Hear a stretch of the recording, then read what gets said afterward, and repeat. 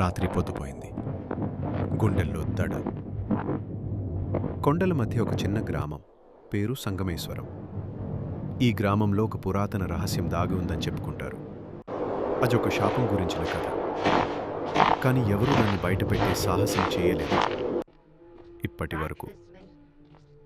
సంగమేశ్వరం గ్రామంలో ఒక యువకుడు వీరేన్, 20 ఏళ్ల వయసు, ఒళ్లంతా ధైర్యం, కళ్లలో ఒక విచిత్రమైన ఆత్రం. వీరేన్ ఒక ఫోటోగ్రాఫర్. అతని కెమెరా లెన్స్లో ప్రతి దృశ్యం ఒక కథ చెప్పాలని అతని కోరిక. ఒకరోజు గ్రామం వెలుపల ఉన్న కొండల్లో ఒక పాత గుహను గుచ్చి విన్నాడు. ఆ గుహలో ఒక చీకటి రాతి ఉందని, అది చూసిన వారి జీవితాలను మార్చేస్తుందని పుకార్లు. కొందరు అది శాపమన్నాడు, కొందరు దాన్ని వరంగా చూశారు. వీరేన్కు ఆ రాతిని చూడాలని, దాని రహస్యాన్ని బయటపెట్టాలని తపన. ఈ రాత్రి నేను ఆ గుహలోకి వెళ్తాను అని వీరేన్ తన స్నేహితురాలు సౌమ్యతో చెప్పాడు. సౌమ్య గ్రామంలోని ఏకైక పాఠశాలలో టీచర్. ఆమె కలలో భయం, కానీ వీరేన్ను ఆపలేనని తెలుసు.